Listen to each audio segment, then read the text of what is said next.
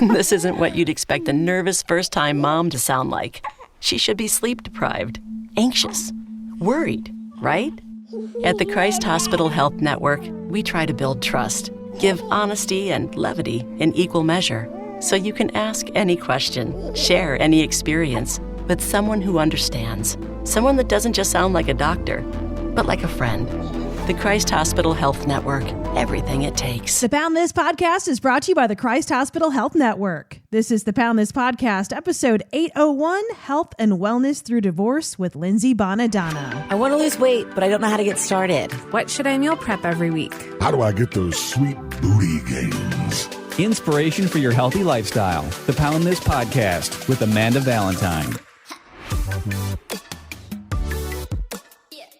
Hello, friends. Welcome to the Pound This Podcast. Before I get into this very lengthy, emotional conversation about divorce and maintaining mental and physical health through that with my good friend, Lindsey Bonadonna, I want to tell you about some other really amazing people in my life. One of them being Sarah with Team Fit With Me. Sarah is a great health coach, somebody that will definitely keep you very accountable as you're learning through nutrition, physical wellness, whether your goals are weight loss or just to understand more about your gut health and what you're eating around your gut health, or if you're looking to get stronger or whatever your goals are. Sarah is amazing, and she has an amazing team of personal trainers, some mental health people in there too, to work on your mindset. So if you're like, man, this is a year I want to get serious. I've tried doing this on my own and I just struggle busing, and I need somebody to help me through it and can teach me the ropes and will keep me accountable. Check out Sarah. It's online virtual coaching, so you can do this from anywhere. And if you go to teamfitwithme.com/poundthis, you'll save 10% off of month one of all packages and plans. And also Clean Eats, has been a game changer for me too. I've been meal prepping for almost a decade now, and I love meal prepping, and that's not going away for me, but having someone else meal prep for you is absolutely amazing. Especially when the food is all fresh and delicious and amazing. I go to Clean Eats in Newport, Kentucky, here in the Cincinnati area. There is also Clean Eats in Westchester if you're in Cincinnati and want to go a little bit further north, if that's more accessible to you. And you're looking for convenience, good food. I mean, they have the macros and the calories right on the container if that's something that, that you need that information. And there's so many options, whether you do the fresh meals. I do fresh 21 meals a week, but you can have different options with the fresh meals. You can also just go in and grab the frozen meals, and they also have the cafe. So you can go in and get like a power bowl, get some smoothies, lots of great options. And I will say, going into this episode about divorce and trying to stay healthy through that, Clean Eats was so helpful to me in 2022. Because I will say, going through divorce and everything that comes with that, it's not like taking an entire Sunday to meal prep for myself really felt great when, there's so many other things that were taking up mental bandwidth. So Clean Eats really did come in clutch for me for that. And I mean, if anything, I wish I would have found Clean Eats and started using them sooner. Extremely helpful and great. And I just picked up my meals today, and I am hyped about eating them because they are all delicious. And no joke, they're so great. So if you're looking to make healthier options in the new year, you need a health coach, check out Sarah Team Fit With Me. If you're looking for healthy, convenient foods and you're in the Cincinnati area, check out Clean Eats. Right now, let's get into this intense conversation. Thank you so much for listening to the Pound This Podcast. I am Amanda Valentine, returning guest, Lindsey Bonadonna. What's up, Lindsey? What is going on, people? I need to be here. I know. I'm so excited to have this conversation with you. I am, but I'm not, because this is kind of a more difficult conversation and a different conversation that I've had on the podcast anyway, talking about health and wellness through divorce, because I went through my own divorce in 2022 after being with my ex for 18 years, which is a lot. And you have your own experience with divorce too. Yes. I probably sound maybe a little bit too calm and joyful around this experience, but it is because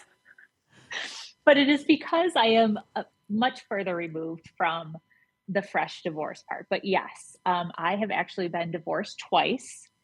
I first got married when I was 22 years old. And as I reflect back on that, I really just had no business getting married at that age. Both my ex-husband is who I refer to him as, and I were both very insecure, heads up our butts, youngsters, right? Just trying to do our best, trying to like figure out who we were. But we both learned and grew a lot through that marriage and through that situation, to the point where now I can even look back at it just like very fondly. And I have a lot of very fond, loving feelings towards him and where his life has taken him. It's cool. And then I got married. I started dating fairly quickly after we got divorced. And I can go more into the details of like each of these situations too, as the conversation unfolds. But because I did not take a lot of time in between, I did not take a lot of time or even had the awareness at that time that there was maybe some work that I needed to do with myself. So turns out I made kind of a similar decision the second time around. And with my ex, we were able to have 2 kids together, my 2 beautiful daughters who are super awesome. And we have a pretty good co-parenting relationship, which is great.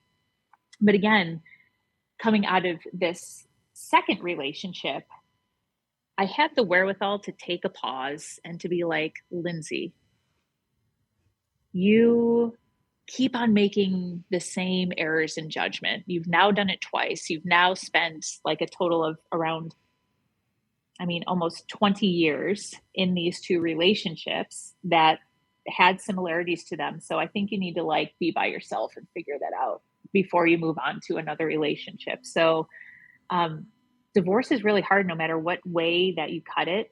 And it's been interesting to me because in my line of work, I am seeing like a lot of people, around our age just kind of pausing and being like, I don't know if this is what a relationship should feel like. I don't know if this is working for me the same way that it should. And then, there's that whole tension of, do I stay? Do I go?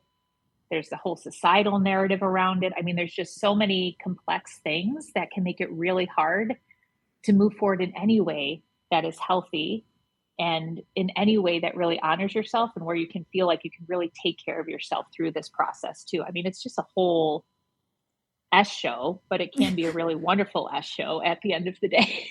Well, before we dive even further, so you talked about like in your line of work. So for anybody that has not heard previous episodes with you, like what, and this leads into the next point that I want to make, but tell me like all the things that you do, because you do a lot.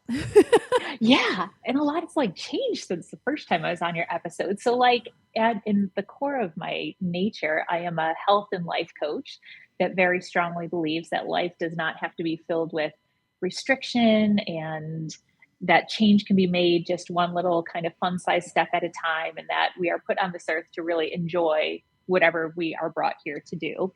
And then that's kind of evolved into this new project where I am taking over this really beautiful historic building and creating a space called B, which is going to be a space where people are encouraged to slow down and get curious and take care of their whole selves through a bunch of thoughtfully curated, feel good, taste good food and beverage experiences and mindful movement experiences that allow people to nourish their whole selves without the second guessing and not having it feel like a big monumental thing to do. Yeah. So, you're just so completely amazing in ways that I can't even find words for, of pulling you back to like, just, asking the right questions when you're going through hard things and being mindful. Like you're just really like just this amazing like mindset coach. And so and I'm just so grateful that that you're in my life and that you're my friend. And I will say that like, I do not know how I would have gotten through 2022 without you. Like, oh my God, just dude. Like everything that I went through, like, and so like for me, it's hard for me as a person to, and I've gotten a lot better at it, especially post-COVID in the past several years of just asking for help. And there was just times where, I just like you understood what I was going through and having a hard time, where I would just text you and I'd be like, can you talk? Do you have any free time to talk today? Cause I need, I'm having my brain's on fire and I'm thinking all these things and I need to just blurt it out and say it out loud and to think it through in a different way than I'm kind of spinning on. And you were just so helpful through not only through a lot of my own life stuff, but specifically just, because that was a big theme for 2022 is, relationship and divorce stuff of a lot of really hard conversations and decisions and you were just super, super helpful. And so that's where I'm I want to have this conversation on the podcast. And I'm I got to have it with Lindsey because that's who I talked to the most this year about getting through all of this crap and trying to maintain, mental health through it, which is really hard. And then the physical health too, or just so much of my life, obviously with this podcast revolves around healthy eating and movement and trying to live a healthy life. And it's really, really hard to be in a good mental health state, in a physical health state when you're going through this really, really hard thing. And I think that I was just talking to a friend about this the other day that I'm you can hear that divorce is hard and you can understand that. But until you go through it, I can't imagine what it's like to be a parent and lose a child. That sounds so awful. But I'm I will never know that same pain. You know what I mean? Without going through it. And so, not that I'm going to compare that to divorce. Those are two totally different pains. But that's just there's all these different things that you just you can empathize with. You can try to, but you don't even really know how deep the pain goes or what it's like until you go through something similar. I feel like. And so that's where I'm I understand divorce is hard. I understand that it sucks and it seems really painful. And then you start going through it and you're there's just layers upon layers of crap that you just and you're just many. Man, okay, I'm feeling it's a good spot here. And then you're no, it's not. It is for not a day. A good spot. And just for us, and I don't want to go into too many details because it's he's not here to have those conversations, but we didn't end on a note where we hate each other or anything. It wasn't an angry divorce. It's just very sad. Just very sad, just very different people. A lot happens in 18 years. And so it was one of those things where, we would have so many discussions and go through stuff. And then we would both be yeah, we're feeling good. But we're feeling hopeful. This is positive. This is the best thing. This is awesome. This is the right choice. And then sometimes it could just be an hour later and then be you're just having this different, completely flipped emotion where it's man, how are we both this is gonna be good. And then no, it's just you can't even explain it. And I would say that, through so much of this on the mental health side, and through our our own conversations with my conversations with my therapist is really feel those feelings. Takes a whole team. Right. And is try to really sit in that and feel it instead of not saying that none of this happened, but of going to, which is, it's hard of going to old go-tos binge eating. And knowing of the ways that I know is the way to numb out and tap out. And so, and I took a lot of those things out of my life. I knew a lot of the things that I was tapping out of. And so I eliminated a lot of them. And even going into 2022 and I'm wow, I'm just going to raw dog this whole experience. Cool. I'm going to really feel all of this. Awesome. No epidural. And so but I feel that's helped me move through it, as painful and awful as that is. I feel kind of sitting in those and sitting through it has helped me not being I'm just going to binge eat every night because I don't want to think about it. Or I'm going to over exercise. I'm just going to go beat the shit out of my body now. So I don't think about this. And I've kind of made myself kind of sit in it and feel it all and sort through it. And I feel that's kind of sped the process up more and helped me more than trying to punish my body because my brain's in pain. Yeah, Amanda, I love you so much. And I've grown to love you deeply, deeply, deeply in love with you in so many different ways. But I have to tell you too, like as an outsider and being able to like at the time where we found each other too, at the beginning, I guess it was at the beginning of this year, right? No, it was last year. When we were on that panel, was it last year? Yeah, it was like So- last summer, I think. Oh gosh. I know, It right? feels like I was for I have sure no wearing a concept tank this top. time, yeah. Yes, I was definitely, we were definitely outside for Yeah. sure. So, but being able to witness you work through all of this has been such an incredible experience because I have not ever witnessed somebody move through all of this in such like a, I know it probably didn't feel like this in all the times, but like such a healthy, engaged way.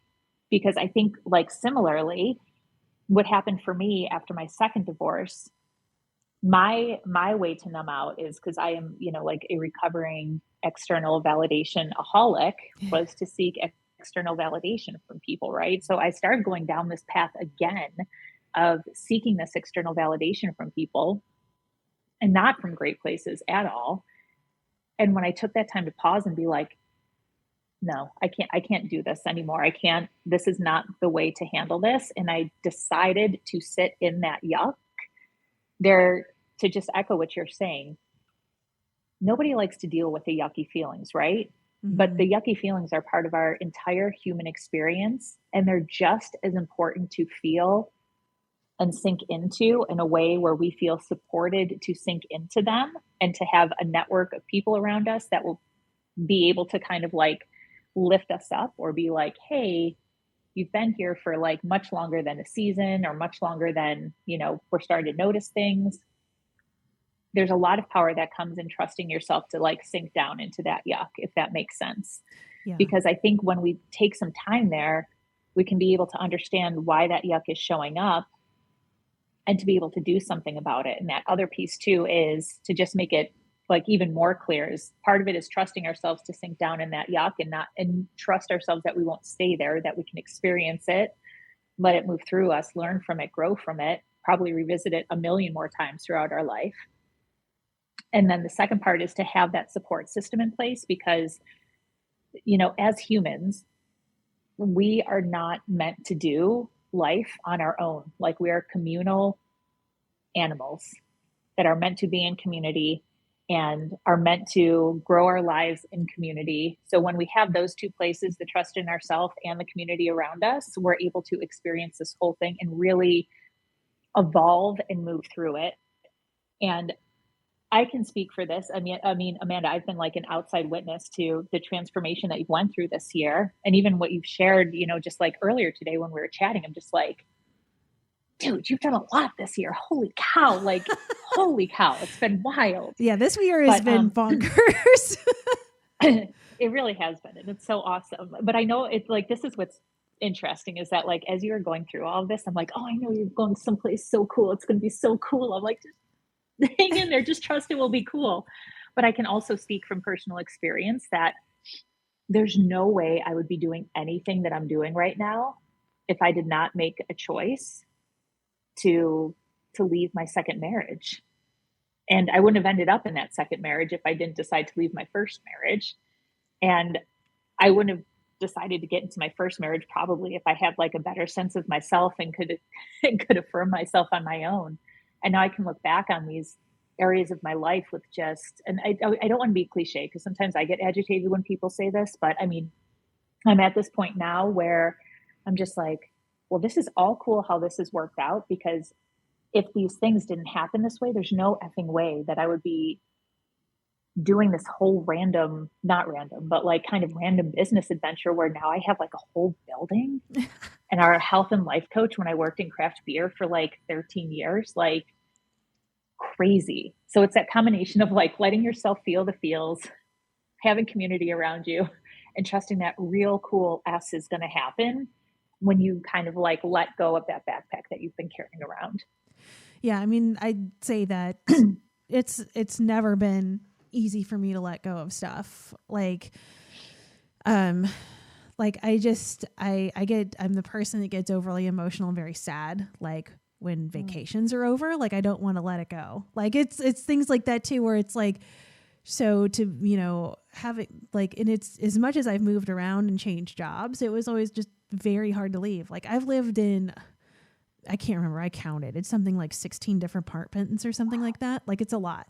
And every single one of them, like I sat on the floor and cried when I left. Like, I'm like, it's just so hard to leave and like let go of this. And I know there's something better on the other side, but it's just like all these really, scary things. So it's like to let go of the bigger things is just really, really hard to be like, I'm just going to trust fall that this is the right thing to do. And I don't know, like just like having and this is a discussion that you and I had a lot this year, was just having like trust in yourself and trust in like your decisions and where you're moving and like the direction you're going. And I feel like that's just really hard because the unknown is super scary. So not only do I like really hold on to like nostalgia and I don't want things to end and stuff like that, just makes me sad and I kind of cling to that. Then it's so weird how certain aspects of my life, it feels like no fear. Like I moved away. Sorry. I dropped out of college like not long after I turned 20 and just moved to another state for my first radio job. And I'm like, whatever, I'm going to figure this out. And then I moved all over the country. I like lived in every time zone and went all over the place. And so like that feels like, oh man, yeah, I really just jump into opportunities and I can do big scary things, but then other certain scary things are just like crushing. So like the divorce thing was so much harder than any of that. Like that all felt really easy compared to going through this. So it's so weird how like some things are just, you feel like courageous and fearless through, and other ones you just feel completely helpless. Oh yeah. Well, don't you think too, I was just thinking about it. I mean, when we're with someone long term and married to them and you build a life with them, I mean, it's like our identities, and I don't know. I think I feel differently now going into a relationship, but I'm trying to put myself back in like my headspace before.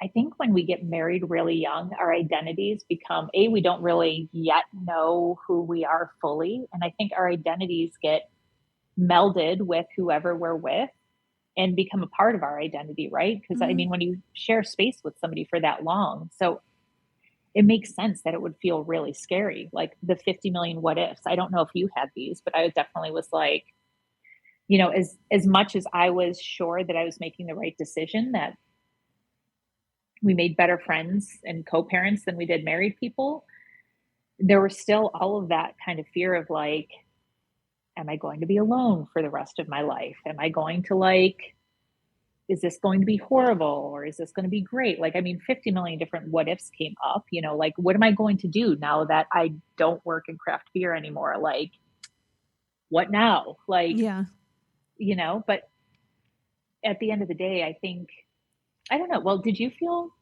I want you to just answer this because I know the answer, but like, do you feel like, I think it's helpful for people to hear, like, if you're contemplating divorce in your life, know that it's totally normal to ask yourself and question yourself a million different times and to maybe stay longer than you feel like you should, because I think like we're hopeful people, right? Oh, well, yeah, 100%. And then I think that not only that, but I think that it's also to then just reflect back on like all of the highlight reel.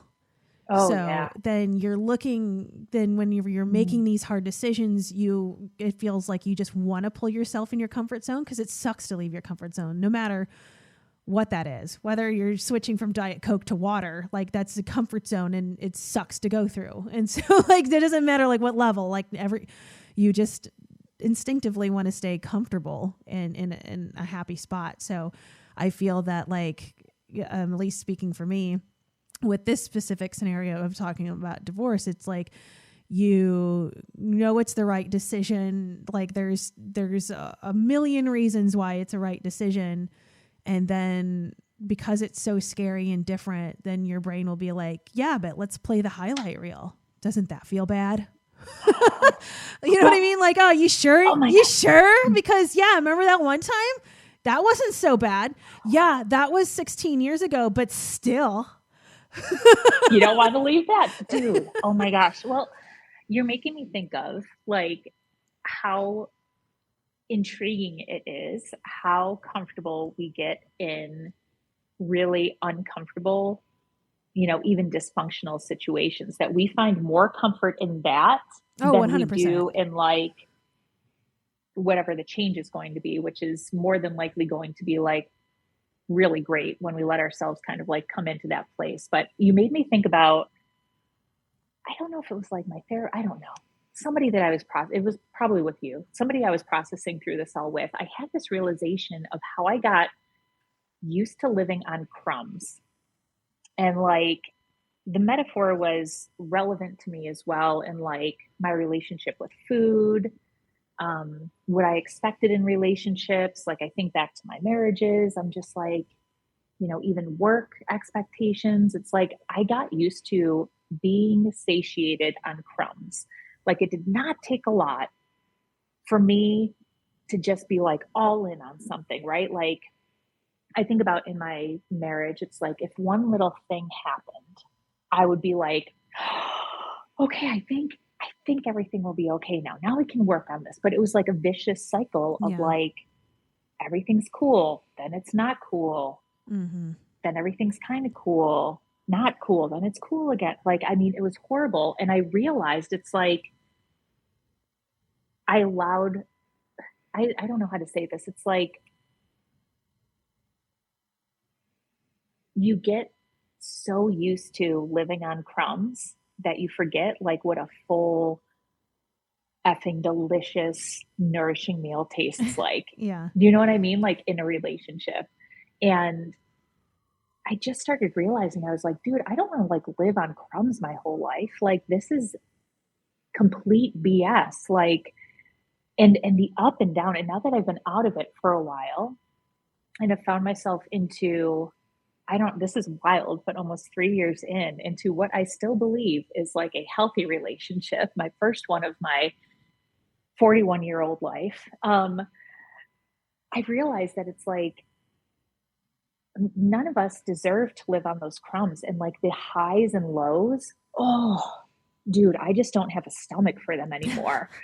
But when I look back at my relationships, I was almost like, and I don't know if this resonates with anybody, but it's like you almost get addicted to the highs and lows. Yeah. Right? Of like the highs of like, oh my gosh, everything's great. And I think the highs are made even higher when the lows are like super, super low, right? Mm-hmm. But now in like, there's been a few times more recently, like in my entrepreneurial adventures where there's been some highs and lows, and it reminded me very quickly that I'm no longer built for those. I'm like, right. Nope, I do not want that. I do not want that in relationships. I don't want that in any part of my life. I just like this like kind of steadiness. And it's not to say that I don't want surprises or I can't handle disappointment. Yes, all of that. But my reaction to it all now is very different versus where it's like, it's all this, or it's, oh, you guys can't see my hands at all.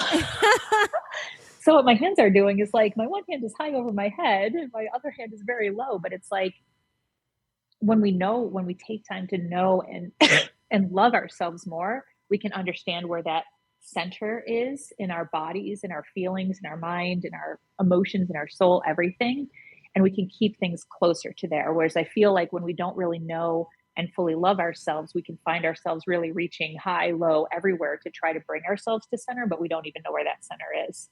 Does that make sense? No, it makes sense. I'll say I had a different experience in my marriage though, and same but different. I didn't have these high highs and high lows, but we did have the same like cycle we would run through and go through the same cycle over and over and over again. And then I brought up that cycle over and over and over again of like, here's the trajectory of how it all works. Like this happens, then this happens, then this happens, and then nothing happens until something happens again. And then like, I'm like, do I want to keep living in this circle or in this just spin? And like, so then it was taking a lot of time of like highlighting, like we're in this spin. And then I think the part where it just kind of got really sad was whenever it was just like, I don't even care to even bring up this anymore. You know what I mean? It's just kind of like the just giving up. What's the point? Like, and then it's the conversation of, is this it for forever then? Like, it's just like, I'm like, I don't even care enough to have the fight anymore. The cycle is ending because I'm not bringing up the conversation. And there is like, it's just now like it's even, but it's a bad even.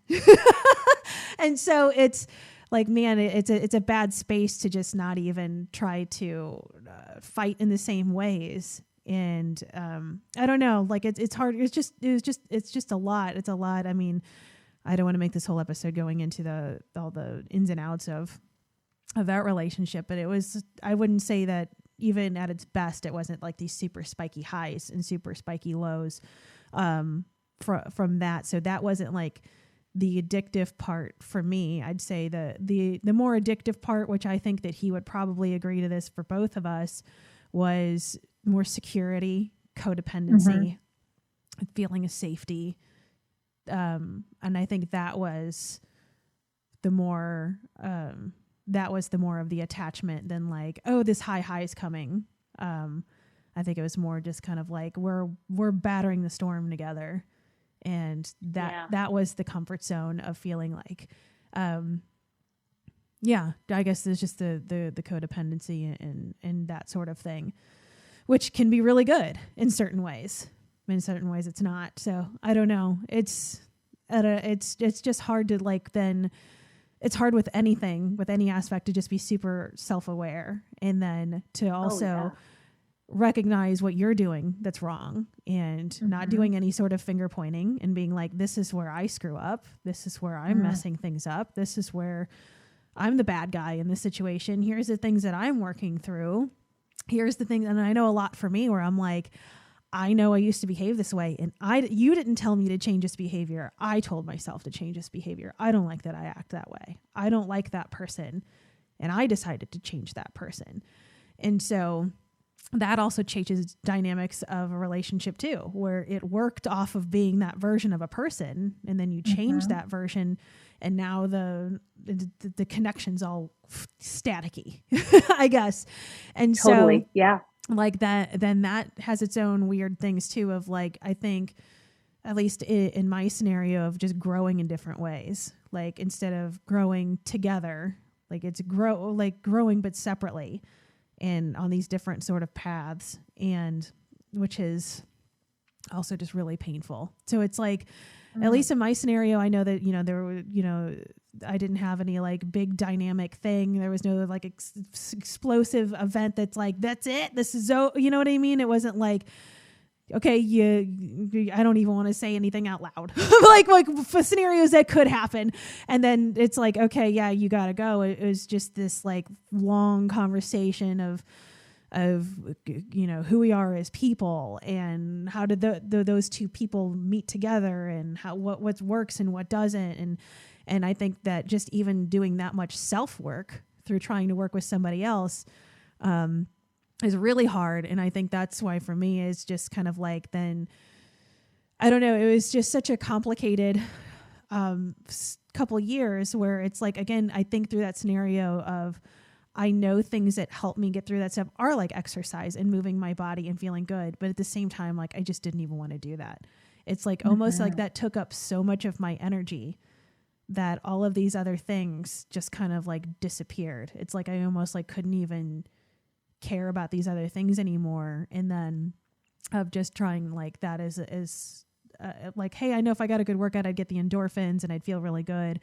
Yeah. And it was, I don't know. It was just this weird, I think it's so hard. I think anybody going through any sort of hard event of like, how do you you find your way to work through that? And then I know for me too, of just, I wasn't even like eating this horrible food or anything either. I was eating a very large amount of granola because I'm like, I don't know, but that was just like a comfort thing too, of just like, as I'm sitting there going through this hard thing with somebody else and I'm going through this hard thing of like, I mean, I would say I was just like guttural crying on the shower floor, just realizing things about myself and my behaviors and who I am and how I show up. And that was just really painful to be like, oh my God, I'm this way. Like, and just to really look at myself through, and when that wasn't anything that was like pointed out to me or, yelled at me or in a fight of like, you're like this. And I'm like, oh, I never thought about it like that. It's just like this sifting through all this stuff, and it's just, I don't know. It's really hard to keep your shit together through all of that. And then, if just like there's financial stuff, there's all of these huge decisions on top of all this like emotional things. It's like, how do you best take care of yourself through that? Where, and I think people think self-care, like I'm hitting the gym and I'm drinking my water and I'm eating my veggies and I'm doing this sort of, and I'm doing like, I'm getting my skincare routine. And it just feels like all of that stuff, I don't know. It fits weird during that period of time. Yeah. So something I've been thinking about, maybe you just said so many great things there, is, well, first I want to say, like, part of what was just amazing to see, like, you guys work through is all those really tough conversations at the end. And it was unlike anything that I've ever seen or experienced, because no matter what way you cut it, no matter who initiates it or who doesn't,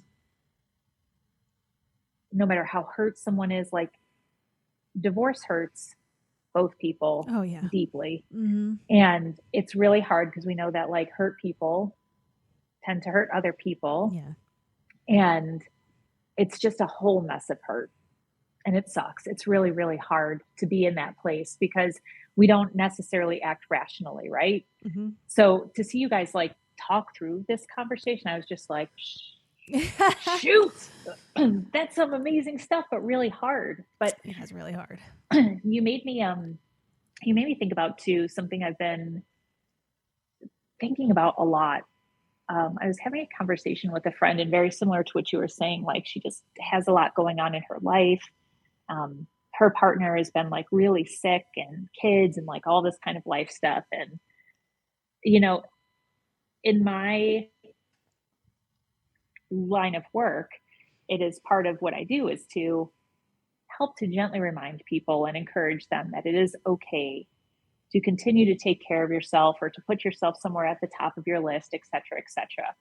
But with what you was sharing, and as I think about where I was at after my divorce, where you were at, through your divorce and everything, is we do have these times in life where having somebody say to you, how are you caring for yourself through this, feels absolutely impossible to even think about. And it got me thinking more of, like, is it possible that self-care can also just look like surrendering, to, like, letting go of all of the routines that we have, and I think also a lot of times we look at self-care as, like, external things that we do, yoga classes or skincare or, like, whatever.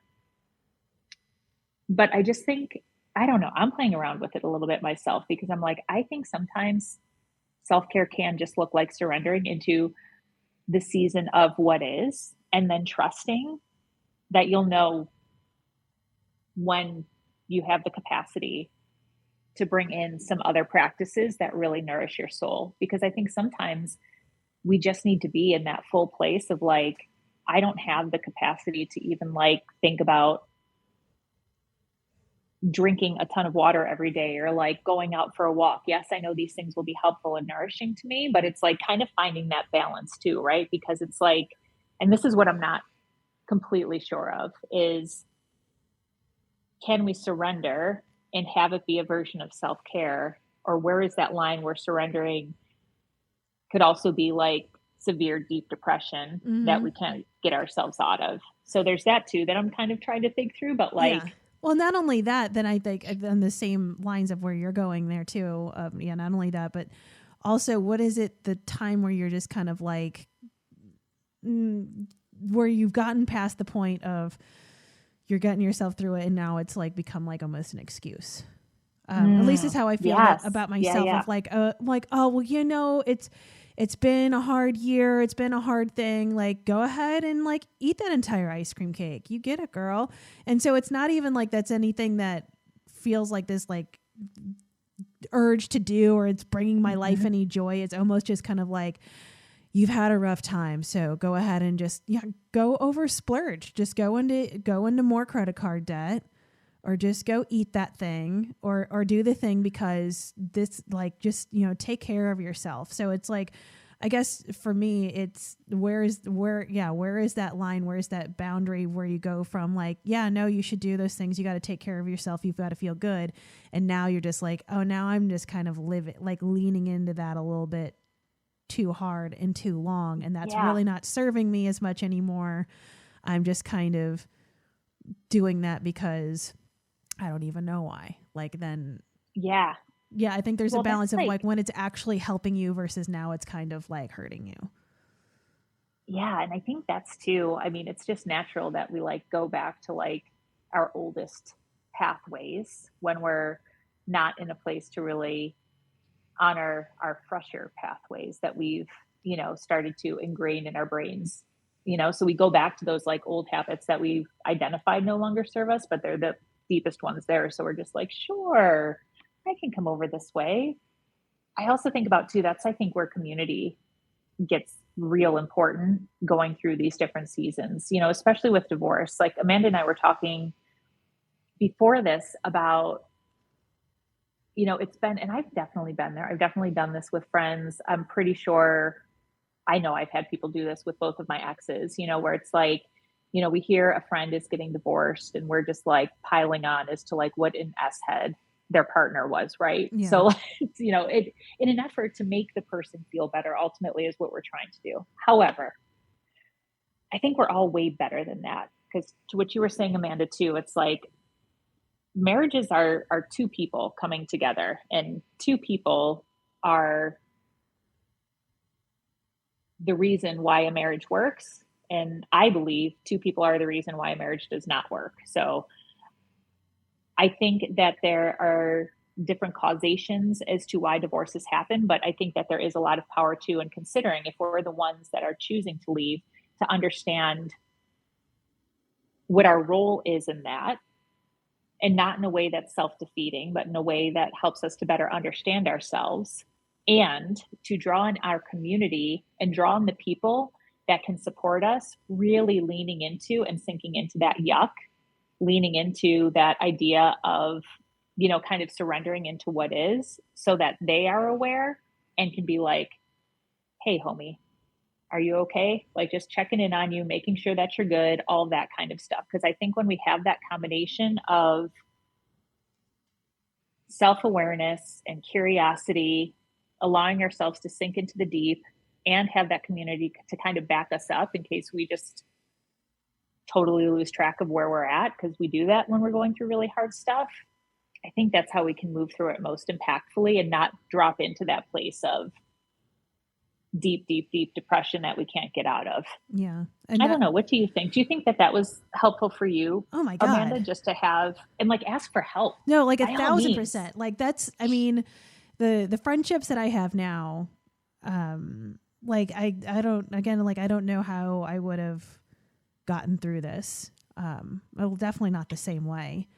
And I think that was one of the things that like, yeah, it would for sure got me through it. Of like, I know I have friends that are supportive, and none of my friends were just dogging or trash talk. Like there wasn't any of that. It was just like, no, let's listen to this. And like, okay, this is like something that was said to me, and this is how I'm processing it. And like, everybody had just a very good, like everybody is, if there was like a whole amphitheater of people, but like, it was, you know, of just this really like objective, good, like very just supportive. And so, and that's where I feel like just even the group of friends that I have now is different than a group of friends that I had a few years ago. And how many, because of the major life changes that I've made.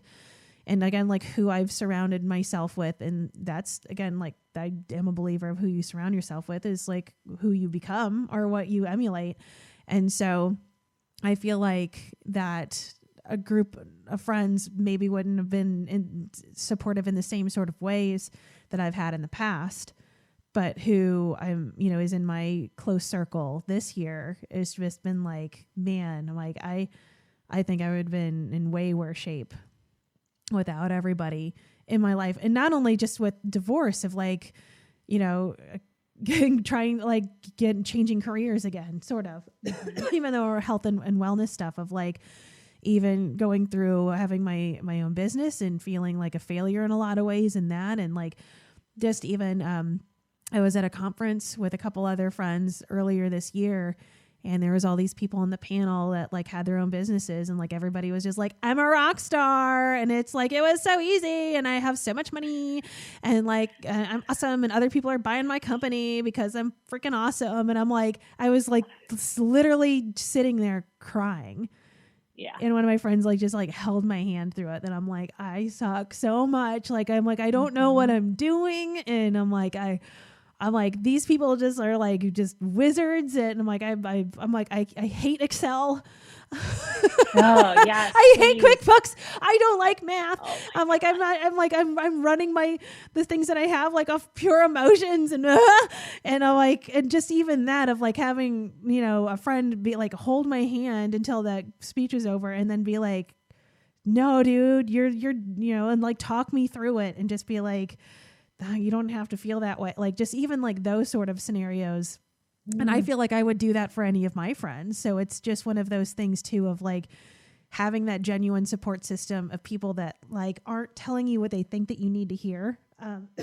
They're just like genuinely seeing you and helping you through that. And I feel like, yeah, those are amazing people. And I'm super, super grateful to have like you and friends and the people that I have in my life that are that way. And I hope that you all know that I would do the exact same thing. But it's like going through major life events, especially like this divorce was especially hard, because that was just such a huge, I mean, that's almost 2 decades. And changing things after that is a really big, painful change. And so I love you so much, friend. It is. It's all so hard. And I appreciate. Yeah, but it's just like, even like one day, like this summer, like you just like didn't like just by surprise, like swung by the Y and like saw me at work, and then like just let me like just like cry in the parking lot. Hell yes, dude. But that's the thing that's so beautiful about you. And I think that this whole thing, everyone that is listening to this, is that like, this is not like, life is not easy. Nobody tells you about all of this shit. They're like, oh yeah, you got to pay your bills and pay mortgages. That is all easy stuff. It's or like, look how like perfect everything is on social media. Yeah. Like, it's not like, this is the real stuff. And to be able, I think one of my favorite things, I hope this doesn't come across wrong, but one of my favorite things to have been here with you through all of this is like all of those moments where you just let yourself be and cry and feel whatever you were feeling in a moment. And I love that you were able to do that, because I think that's powerful. And I think that when we go through changes in relationship and divorce, changes in life, unexpected things happen, like, I think we can have a tendency to not let those things show, because we feel like we have to like present ourselves a certain way, or like have our stuff together. Yeah. Like, F that, dude. I think like, to me at least, like being strong looks like feeling and experiencing all those feels, because friends, like if we don't process through them, they stay within us. And that is not a healthy place. Like, our emotions are not supposed to stick within us for an endless amount of time. And this is like what's so wild and relevant, is that when we allow ourselves to feel an emotion like completely fully from a biological standpoint, it takes our body, like in a hormonal standpoint, like 90-ish seconds to move through that emotion, which is wild when you think about it. But the challenge is that we don't allow ourselves to move through these emotions. So they never process through us. We hold on to them because we don't want to feel them, or for whatever 1,050 reasons we don't, because it's uncomfortable is also a very big one. It just creates a lot of yuck inside of us that we don't need to experience. And ultimately too, like really impacts our health, like stress, with everything I've learned, especially like recently with this hormone course that I'm taking, y'all, stress and sleep, top 2 things that we can do to improve our health. And if we're not fully moving through our emotions in whatever way we feel like we need to, it just shortens our life at the end of the day is what it is. So if we have the choice between like crying and feeling those feels, maybe reaching out to a friend, just being like, man, I need to be super messy right now. Can I just like cry and process with you? Or, dying younger, just feel the freaking feelings, man. Yeah. It will be cool. Like, it's important. I'll say I cried more this year than probably multiple of my years of my life put together. Yeah. There's just so much, like, I'm, crying right now of like, yeah. And just so many things where I think that I've, definitely in front of other people, I'd want to, definitely have been a bathroom crier at work in the past. Of just so much crying and like letting but not being like, get it together, like slap yourself in the face, like stop it, get it together. Like, and I wasn't doing that. Like even in scenarios for me at work now, like, I'm like, okay, I'm feeling some emotions bubble up. I'm going to go for a walk outside, and knowing that like that just helps me. Anything that helps me when I'm feeling great on a good day, like just being outside and going for a walk is extremely impactful for me as a person. So just even knowing then too of like, I'm not running away from my feelings. I'm not beating them into submission of being like, you're at work, get together. Like, no, this is going to be helpful for me and everyone around me. I'm just going to go for a delightful little walk. And on that walk, I'm going to cry it out. I'm going to feel all of this. Maybe I'll lean into a tree and sit down for a second and just like really just get it out of my system, feel it, brush myself back off, and let's move on. And I think doing that was very, very helpful for me. Even in like just really, really bad moments of just like, no, like you gotta like just have some like guttural crying, like let it out. I mean, there was plenty of times over the past couple years, of just like, because I just love taking showers anyways, lots of crying in the shower, but just like even to the point like crying so hard that it's like I got on my knees and just prayed in the shower. So I'm like crying and just praying and just being like, I'm just trying to move through this. And so I feel like I think there's parts of you that feel like from a mental health perspective, like you see like in a movie or something like that seems like such like this sharp thing of seeing somebody going through this like guttural cry. But it's also, I'm like, man, it's so helpful of like, and like, so what if you do it like every day for a week, if that's actually going to like help you like move through it? At least that's where I feel now. And I haven't always felt that way. I've definitely been, and I still am like very guarded and have a lot of walls up and stuff like that in my own ways. But I feel like asking for help and like talking things through with like people close in my life and being able to just cry more and just kind of and feel that has been like really helpful. And I think that will, I think it's just like forever just changed how I deal with any situation.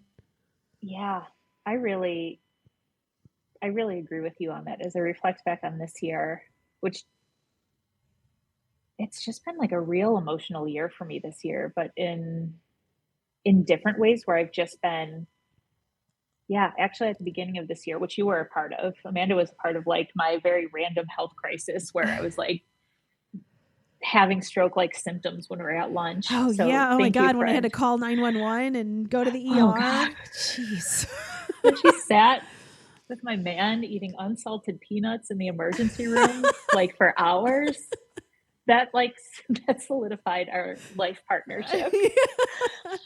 But I was just trying to think of like, why was this year so emotional? And it was because of that event. Yeah, where that was really scary. It was very scary.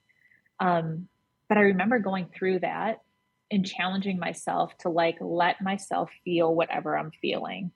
Like I let myself feel the fear instead of talking myself out of it. I let myself feel bad for myself and like sink into just like, that place of kind of like anger and frustration of like, why is this happening to me when I am like legit doing everything I possibly could for my health and wellness? Like, why me?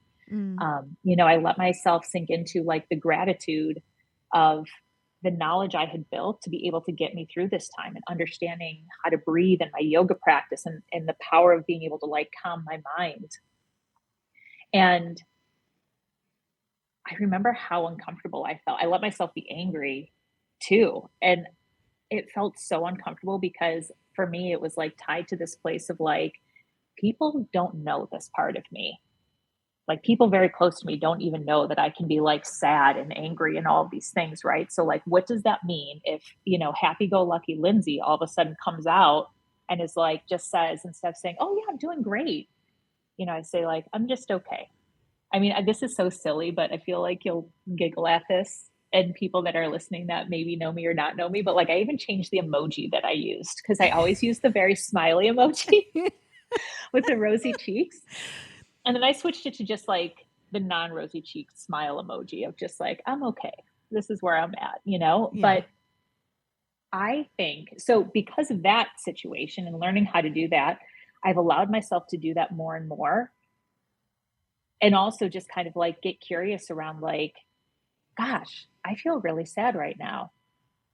Why am I feeling sad? And sometimes I didn't have an answer. I just let myself feel sad or cry. Like the other day, I had something happened in the building and I was like fine with it. I mean, it was what it was, but I remember sitting there for a moment and I just like got overwhelmed by sadness. And I was like, okay, well, I'm just going to cry. And then I did, and then I was fine. So I think there's a lot of power in what you're saying, Amanda, and I think we can both speak for this, the power of really feeling those and moving through those emotions. And I love how you said that, like you went for a walk, and I love how you hug trees and be with trees and things like that, because there is, Yeah.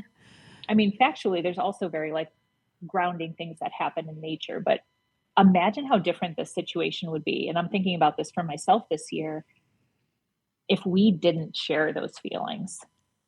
Yeah. I think I would not be in a good place. Right. Like imagine if we didn't like have each other to talk through these things, So that just kind of leads me back as we're talking about like health and wellness through divorce. I'm like, yeah, I think there's like a big piece in there with community and feeling what you're feeling. Well, and it's so funny here. I'm just kind of like pulling this out of my butt as I'm thinking of it, but it's so interesting because it's, a divorce is a relationship, but how you get through the ending of that relationship is based on other relationships. What? Oh my God. But you just blew my mind. Dude, yes. Sorry. But I think that also just kind of just shows you of like, maybe, again, I'm just thinking on the fly here of pointing out like what you need out of a relationship. Like obviously your friendships are giving you something that other relationship is not giving you. And if that other relationship was giving you what you were getting out of that, would the scenario be different? Yeah. And you're also making me think too with relationships, like let's make sure to note that like not only external relationships, but it's the relationship with yourself truly. Yeah. Before I mean, I 100% agree with that, but I also think that it's also important to know that like not one person can give you everything. Yes. Oh, you can't just like expect one human to give, be all of the things you need. I think that is where you need a community. And I think that the relationship thing that I just mentioned, that's where I want to be like, oh, that's not be like, oh, well, my friends give me this and you can't. I think that you might highlight some of those things, but I think that it is important to have multiple different kinds of relationships because different people, I think, satisfy different sort of like needs. And I think that like even within my friendships, I have different kinds of conversations with my different friends. Totally. And feels like I love them all so much and all of them are very meaningful to me, but like it's also just like slightly different because of our life experience or how we know each other or what that other person like brings to the table and how like, but all of it together is like this really beautiful symphony. But just like on its own, you just have like a French horn, which doesn't suck, but like you kind of need something else with a French horn. I love that so much. And like a takeaway from my second relationship that I realized was exactly that is I had an expectation that like your person that you're with should be able to fulfill all of your needs. Like that's your person, right? Like that is your one. And I realized that like that, to what you're saying, just to affirm that, like, that's not true. We cannot have an expectation that one person can fulfill our every need. We need to understand ourselves first and foremost.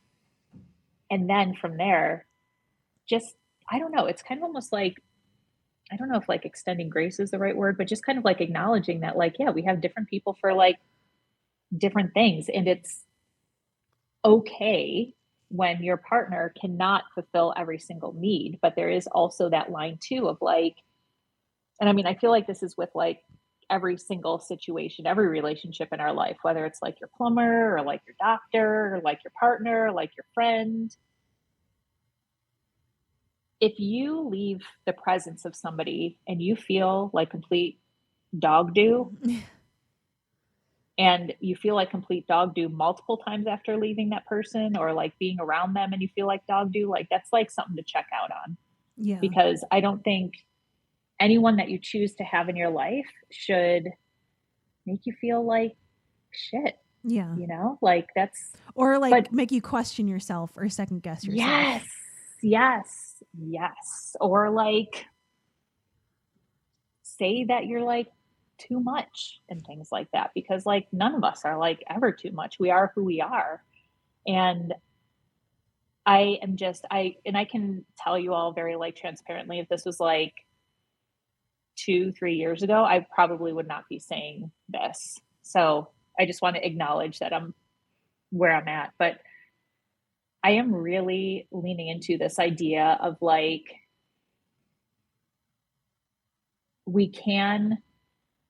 it's important that we do come into this place of being whoever we truly believe that we are. And that it's okay to recognize that because we are all on very different journeys, that sometimes people are in our lives for a short amount of time or a longer amount of time, and they have a very deep, important purpose in our lives, but that doesn't necessarily mean that they're going to be with us our whole life. Because in fact, we are the only ones we spend our entire lives with. So it is also this kind of like interesting point. Amanda and I were talking earlier. A friend of mine shared that the depth upon which we grieve is the depth upon which we love. And when you start to look at it this way, that means that we're probably almost always in some type of cycle of like deeply loving or deeply grieving as we grow through this, you know, whole process we call life. And maybe that's like, okay. Yeah. Well, it's a part of the experience. You know what I mean? Of like part of like being here and living is feeling all of those things, you know? Yeah. So, and like, that's where it's just like, you know, I so much like gravitate towards like yin yangs and stuff like that of like, you got to have darkness with the lightness of you're going to have like these really hard growth periods, but you can't have these like really awesome, like amazing, like it doesn't have to be the highs and lows, but it's also those deeply, I think, moments that give you such deep gratitude. Like just even today, like I just like, again, such a simple thing. Like it was finally freaking sunny here. It wasn't like below zero. The skies were blue. And I just went outside to go for a little walk, and it was like so pretty and sunny. And I just stood there and just like soaked up the sun for a minute and just like felt so good and just like grateful and felt like really awesome just for like that really simple thing.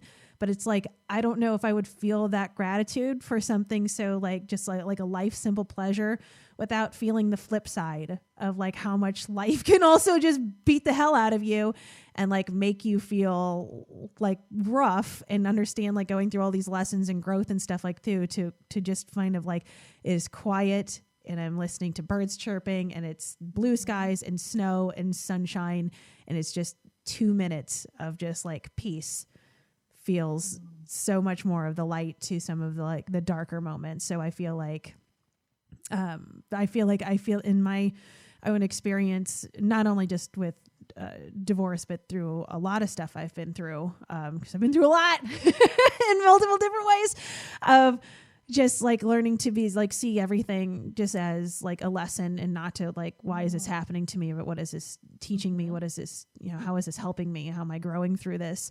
And I think that mind shift helped me through a lot of things in my life, and specifically also helped me through a divorce, of being like, you know, what am I learning through this? How am I growing through this?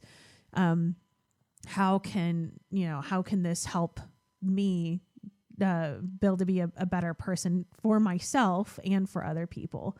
And so it's like it's this really like dark, yucky, hard thing to go through. But I think that because of that, then you're going to have like these other experiences that, like you just said, you wouldn't have them without that. So you're going to have these like lighter, more like gratitude filled moments for kind of feeling all of those, like feeling all the feelings of being alive.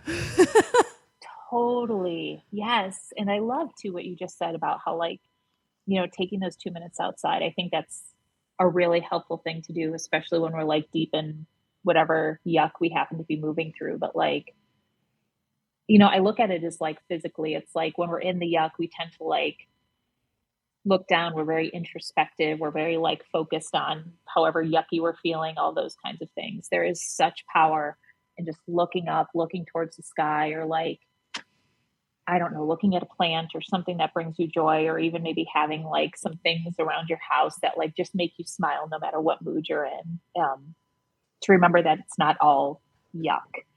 And I think that aspiration is that as we grow, as we move, as we learn all of that, that the yucky days will always be there, right? They're a part of our existence, but like that the yucky days are less than the days that we have like really joyful, happy days, Yeah. Well, and go ahead. No, you go ahead.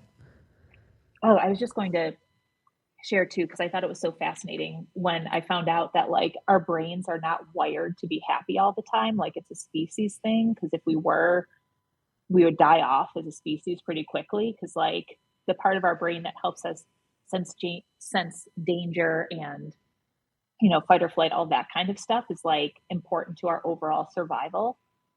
When I heard that our brains aren't actually wired to be happy all the time, it felt very freeing to me. Because as I think about moving through these different hard situations with divorce and stuff, we do have that societal narrative that like, if you're not happy, if you're not grateful 24/7, even when you're going through really hard stuff, then like there's something wrong with you. But I think there's something beautiful to acknowledge that our brains aren't even wired that way anyway. So like, it's cool that we're not happy all the time. But again, like kind of finding that place of awareness and that aspiration that we have more happy days than less unhappy days, but that the happy days may look different to each of us. And not like a one size kind of like fits all type situation. Yeah. And I want to just say for me personally, like I felt like that on this like a different kind of level of like the always being like happy, like performer person, because most of my life is spent on the radio, and that time you're on the radio, you're a performer. Like, so I'm talking in just minutes at a time, and you're up and you're cheerful and you're doing fun stuff and you're being like, for me anyway. And this is definitely a part of my personality of being very fun and wild and crazy. But like, if you just tune into the radio and you only heard me there, that's all you ever heard of me.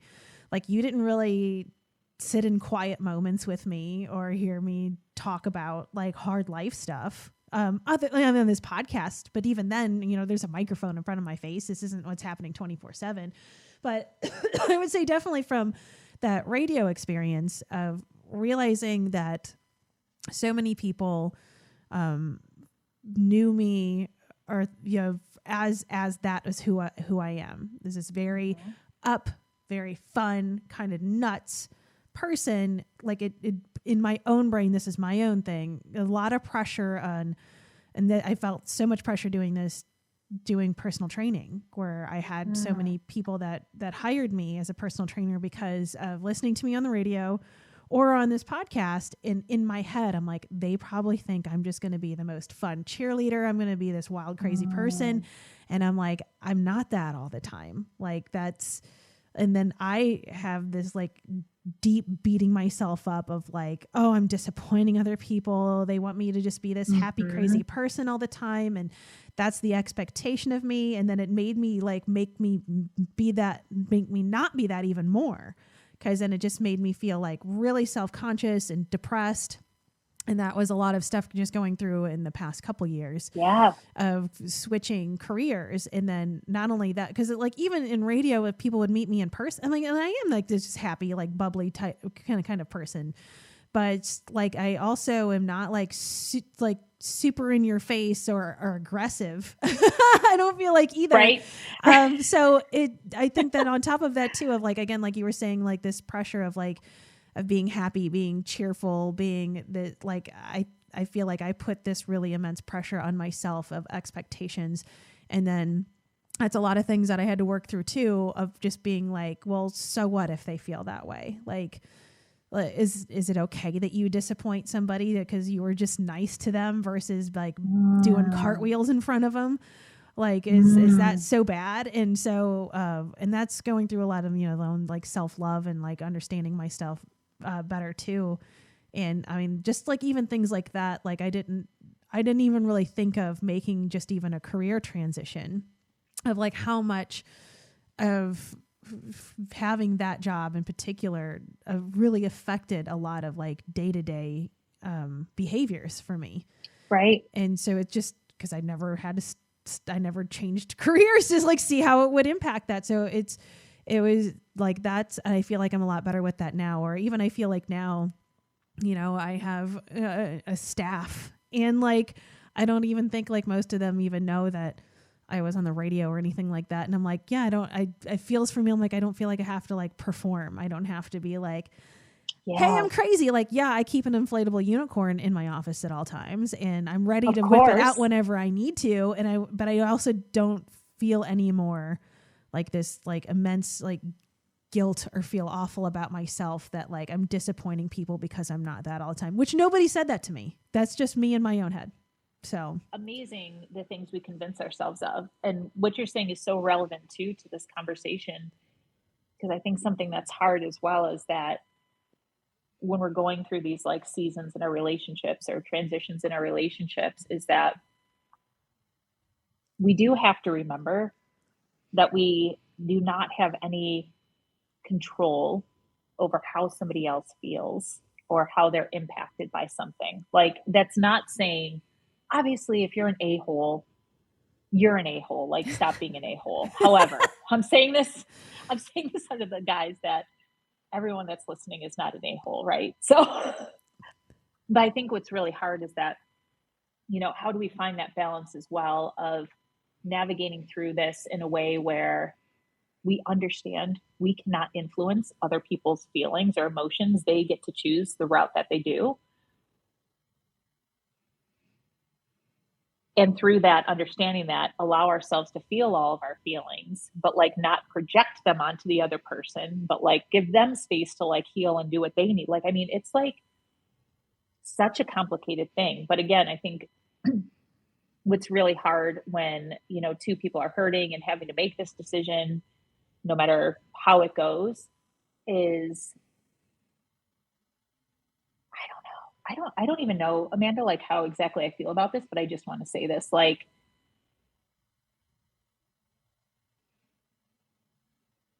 do we or do we not take responsibility for other people's emotions in this process? When we know that other people's emotions are their choice.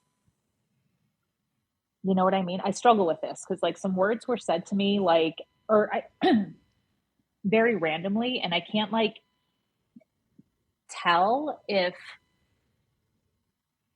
I can't exactly tell how I feel about it, because I do believe that everybody's individual humans that make their own choices, right? And how we react to something is our own choice based off of our experiences, where we're at, our awareness, all that stuff. When I came across, these were the words that were said to me, is that, we're basically not responsible for how other people feel. On one hand, I agree with that. But on the other hand, I'm like, I don't know, but if you're like an a-hole, but then it's also like, I don't feel comfortable blaming other people for how I feel. Do you know what I mean? Am I making sense with what I'm saying? Because I don't know, like, I'm getting a little lost. Do you want me to put it in plainer language? Yeah. Instead of dancing around it? Yeah. I think a clearer way to put it. So I think about in divorce, how a lot of like feelings get hurtled back and forth. Like, you make me feel this way. And that's why I'm leaving you. And the other person's like, well, if you weren't such a blah, blah, blah. Yeah. then I wouldn't feel this way, blah, blah, blah. So there's a lot of like blaming of how the individual is feeling on the other person. Okay. And what I'm trying to decide is like, if we feel a certain way, is that actually the other person's fault? Or if the other person's feeling a certain way, is it really our fault? I don't know. I don't know. I'm not sure either, but I think we can influence other people's feelings. Well, right? yeah. I mean, everything is like, again, you get to like choose your reaction, but again, your reaction is based off of a lot of things. But yeah, I don't know. Like, how did you guys get to a more productive place of conversation? Well, I just always think that well, that's a good question. I don't know. I would just say, I think that I would say at the beginning of our relationship, and I'll put a lot of blame on me at the time, was a lot of based in like anger, and a lot of like explosive, like anger and lashing out and high emotions, when things weren't going great. And I'll definitely give myself a lot of the heat for that, which is something that I'm like, I don't like that I act this way. That doesn't feel like me. And I think if I was going to self-analyze myself, just everything I've been through, because, you know, I went through some really rough stuff in my past, and I don't think I ever learned how to deal with emotions. And I think that I just learned to take a light switch and shut them off, either completely shut it off, binge eat my face off, or completely get like lost in a fantasy world in my head. So I feel like that when strong emotions were stirred up, I didn't know how to handle it at all. I had no really good capacity of it. And that was not his fault at all. That is totally my fault. But I will say with that, I know I really hurt him because I didn't know how to deal with my stuff, and I took it out on him, and that sucks. And so he never like held that against me. That's me holding that against myself. So I feel like, for me anyway, trying to answer your question, of working through a lot of that stuff myself, I feel like at the end of the relationship, I had worked through a lot of that, and there was no more of like that anger. That was just more of like, I'm understanding, I am listening, I want to work through it. And I feel like when some of that did come my way, I recognized exactly what it was. And it's just hurt, and it's not knowing how to deal with that strong of emotion. So I felt like it was more constructive, at least on my end, because I felt like I was coming at things with such a different space. And I feel like so much like meditation and thought, and you know, he's always about journaling everything and writing everything. So like in putting thoughts into paper. And I think it was just a lot of doing that individually, both of kind of like working through those things on our own, that when things came together, could have a little bit more structure to those conversations.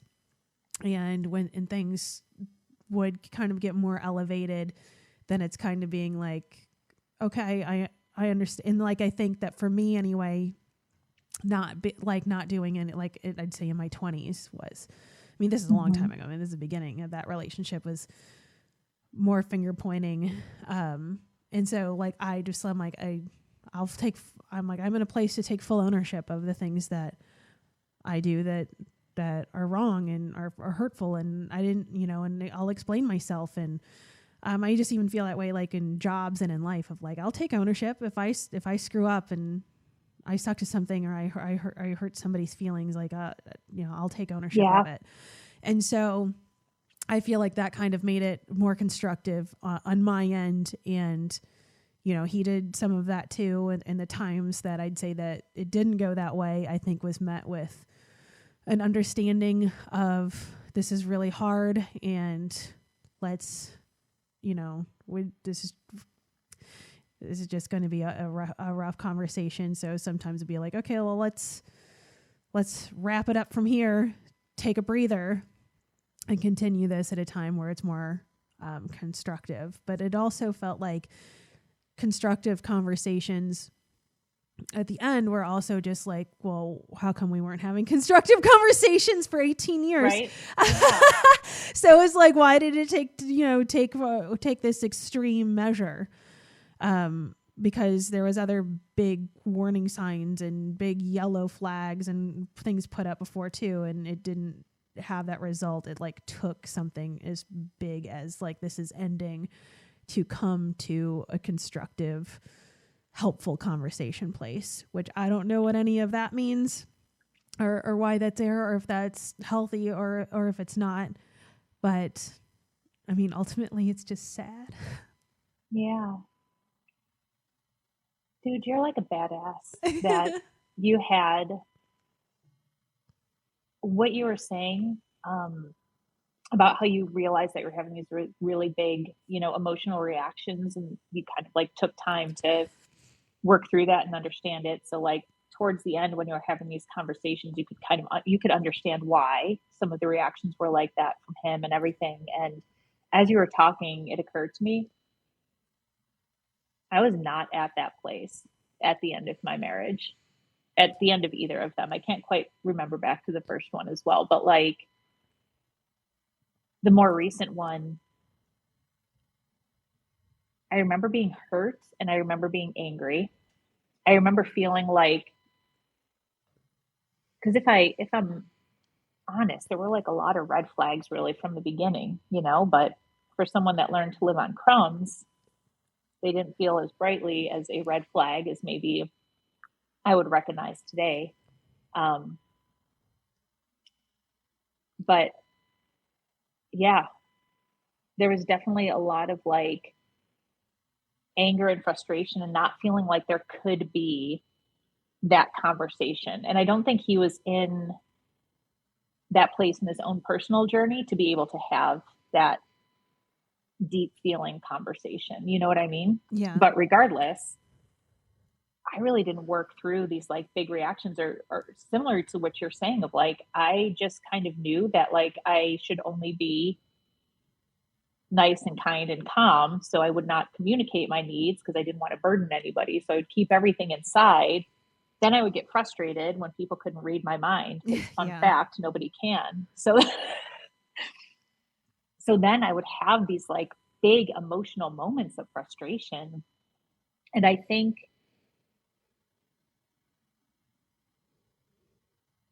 don't think things would have necessarily ended up differently, but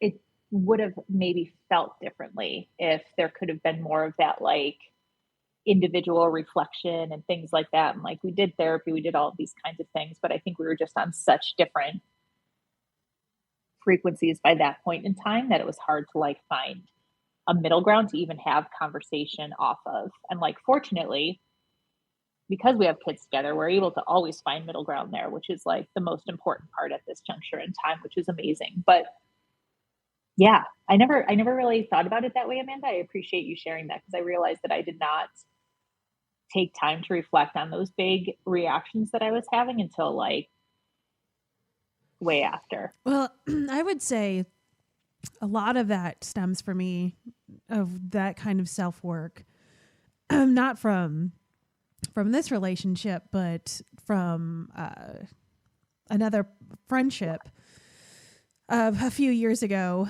that during a rocky point of that friendship that they told me that I was the most negative person that they'd ever met. And I'm like, oh, like it just made me kind of like stop in my tracks. And I'm like, oh, wow. Like, am I really? And I just don't realize that. Like, I don't think I am, but like, really, like, that's when I really like became a self-help slut, was after all like that like that phrase, like just was like a knife in the heart of, I'm like, I don't know if you really feel that way, or if you're just saying that to hurt me. But I'm like, even if you are just saying it to hurt me, there's got to be some sort of truth in that. And I really need to take a hard look at myself and like, am I that person, and how am I showing up? And so that conversation happened in 2018. And so from there, like it's just been a lot of self-work. I'd say the past couple years through COVID were more aggressive in the self-work than 2018 and 2019. But it's, I mean, from that moment, it was a lot of like, if I'm seen that way, that's not who I feel like I am. And that's not who I want to be. And knowing like how angry I had been and not dealing with my emotions in my marriage and when we were dating and stuff like that, I'm like, that feels awful. And I don't want to be that person. And I feel awful that I ever behaved that way. And then for me, it was just like, but where is that coming from? Like, I'm not going to fix that. The same thing with like binge eating and everything else of like, where is this coming from? Like, where is this rooted from? Like, what is that feeling? Which is a really awful, yucky, dark spot to go to, of like, you're just sticking your finger in the wound to be like, well, what is this coming from? And let's dig around it and, you know, kick the rocks off of it and deal. Yeah. And so like it's been a lot of that, and it continues to be. Although I feel like moving into the new year, I'm almost kind of like, you know, I've had some really hard growth years. I could handle like watching the garden bloom for a year maybe before we start going into growing again, because it's just been like just exponential growth and just a lot of like really digging into me and the way that I act and or the behaviors that I personally, again, these weren't things that, I mean, the negative comment was hurtful, but it was also like, but this is a time to look into what don't I like about me and really reflect on that. So I'd say that a lot of those changes weren't because somebody yelled at me to stop being that way. It's because I'm like, and the same thing with like my whole weight loss journey. When that was a New Year's resolution in 2012, it was like this. In 2011, I'm like, this isn't who I want to be. This doesn't feel like my life. Who am I? And how do I start living as the person it feels like my life? And that was the whole beginning of this whole health and wellness journey. That's why I'm doing this podcast. And so it kind of feels like the same way of like, and I feel that way too, where I feel like over the past few years, I'm not in the best physical condition that I have been in my own journey. But I also feel like I'm like doing so much of the mental health work that I'm like, okay, you can't run them both hard at the same time. And to me right now, that working on the mental health and really kind of dissecting that and feeling good about that is way more important to me. And when I'm feeling good, in which I am definitely, I feel like getting into a way better space, and then I'm feeling good there, then I think the physical part will fall back into place because I've done the work there. So that's where I just feel like, it's just been so much introspection and again, changing the things about myself that I don't like about me, not trying to change to fit what somebody else thinks I should be. Yes. Oh, it's so good. And so powerful too. Like, it really sounds like that comment that was made to you was like a turning point that caused you to pause. Yeah. And like from that turning point, like just, and I think that speaks to as well as like change doesn't happen overnight. Like this whole, like our whole existence is like a lifetime. So there's a lifetime of learning and growing and not rushing and like seeing what unfolds and being curious. And it is such an important thing to do, to spend time with ourselves and to just notice what we notice, like the yucky and the wonderful and all of those things. And it's, I don't know, what just like came to mind for me is like, I think it's time for us to not be scared or fearful of those more difficult feelings or these awarenesses that might be coming to us in our lives of things that once worked really well for us are no longer working. And whether that's a friendship or a marriage or a partnership or a business thing or whatever, it's just kind of like, you don't have to make a decision overnight, but just start noticing what is feeling really good and bringing you joy in your life and filling you up and making you feel loved and invincible. And then noticing the things that aren't, and deciding what you want to do from there, and knowing that the decision is made over, it doesn't have to be made right away. It can just kind of unfold. And to that same point too, I think that a lesson that I'm currently still learning is that not only, you know, with that sort of change of with the like the relationship and stuff like that, but even just as much as this podcast has talked about like fitness, of like, if you're, and I've been such a big like promoter of like, maybe you did CrossFit forever and it doesn't mean like that's necessarily your thing forever. I mean, maybe, you know, yoga sounds more fun, or pickleball or something like that. And so you kind of change and morph, and you know when it's time to let something go. And somehow that feels like makes sense in our head to do that more than it does to when you think of like relationships, whether it's a friendship or a coworker or a romantic partnership. It feels like, yeah, it makes sense to like pivot in these other things, but there's blocks in other areas of our life. And I think that's a lesson that I've been learning too, where I'm like, oh yeah, these other things all totally make sense that you kind of shift and go with what feels right. But then why are you taking these other segments and just being like, no, this one's going to work this way. Like, I'm just going to just keep forcing this to be the way that I quote unquote think it should be, or how everybody else wants it to be. And so I think it's kind of working through, because again, it's just hard letting go. It's hard letting go. It's hard moving out of a comfort zone with anything. Yes, it totally is. And I think the relationship piece is so hard because it speaks directly to like one of our like core fears as a human, which is to be left alone or, you know, judged or pushed away or anything like that. I mean, when you're coming up against a relationship that you've decided maybe isn't feeling the right way for you and deciding how you want to move with that, I mean, that's like, you know, deep down rooted, like caveman fear shit that we're dealing with. It's not, which is scary, which is why that community comes as an important piece, even if it's just one other person that you can trust and rely on. And, you know, even better if you can, you know, invest in, you know, a therapist or a coach to help you work through this. There's actually really incredible divorce coaches that I've come across recently that are like super baller. It's amazing.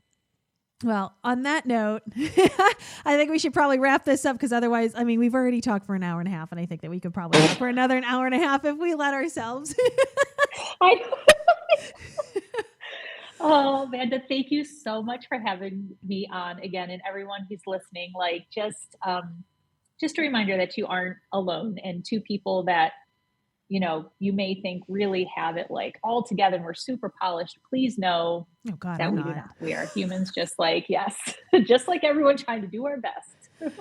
Awesome. Lindsey, you're amazing. And I'm so grateful for you. And thank you for coming chatting with me about this super fun topic.